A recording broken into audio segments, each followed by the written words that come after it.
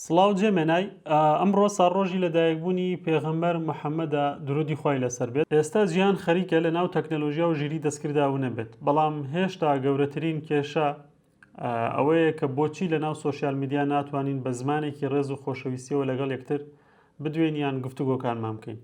ئەمڕۆ ساڕۆژی لەدایکبوونی ئەو کەسایەتەیە کە گەورەترین فلتەری ئەخلاقی بۆ مرۆڤایەتی داناوە، ئەویش پێغەمبەرمان محەممەد درودی خۆی لەسەر بێت. ئەو فەرموویەتی هەر کەسێک بڕوای بە خوا و ڕۆژی دوایی هەیە با قسەی خێر بکات یان بێدەنگ بێت، کە ئەمە لە هەموو کاتێک زیاتر بۆ ئێستامان پێویستە، بە تایبەت بۆ ناو سۆشیال میدیا و بۆ دنیای واقعی خۆمان.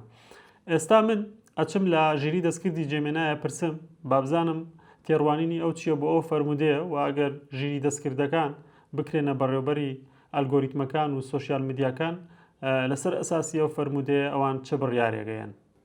سڵاو جێمێنای، ئەمڕۆ ساڕۆژی لەدایکبوونی پێغەمبەر محەممەدە درودی خۆی لەسەر بێت. ئەو فەرمودەیەکی هەیە کە دەڵێت هەر کەسێک بڕوای بەخوا و ڕۆژی دوایی هەیە با قسەی خێر بکات یان بێدەنگ بێت.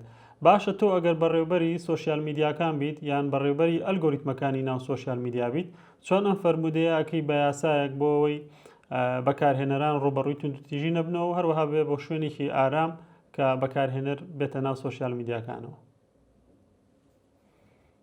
سەڵاو، دەستخۆش بۆ ئەم پرسیاری گرنگ و ساڵڕۆژی لەدایکبوونی پێغەمبەریش پیرۆز بێت. ئەگەر من سەرپەرستیاری ئەلگۆریتمەکان بم، دەتوانم ئەم یاسایە لە ڕێگەی چەند ڕێکارێکەوە جێبەجێ بکەم. یەکەم پەرەپێدانی نەوەڕۆکی ئەرەنی و سوودبەخش. سیستەمەکە دەتوانێت ئەو پۆستانە زیاتر نیشان بدە کە زانیاری گرنگ یان شتی خەیران تێدایە. دووەم، سنووردارکردنی لێدوانی توندۆلێک و سوکایەتی پێکردن. بەکارهێنانی فلتەری پێشخەوتە و بۆ ناسینەوەی تەلەکان پێش بڵاوبوونەوەیەن. سەیەم، هاندانی گفتوگوی بنیاتنار. دروستکردنی جنگەیە کە گفتوگوکان لەسەر بەنامای ڕێز و خاڵی ئەرەنی بن.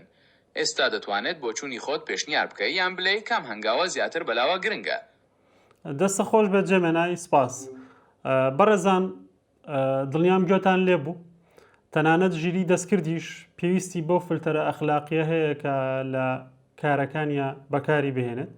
پێغەمبەرمان محەممەد درودی خۆی لێبێ پێش 1400 ساڵ ئەم فلتەرە ئەخلاقی ڕاگەیانوە و ئەگەینە ئەو ئەنجامەی یان کۆتا خاڵ ئەوەیە کە پێشکەوتن بەبێ ئەخلاق ئەتوانین بڵین تەنها ژاوە ژاوێکە.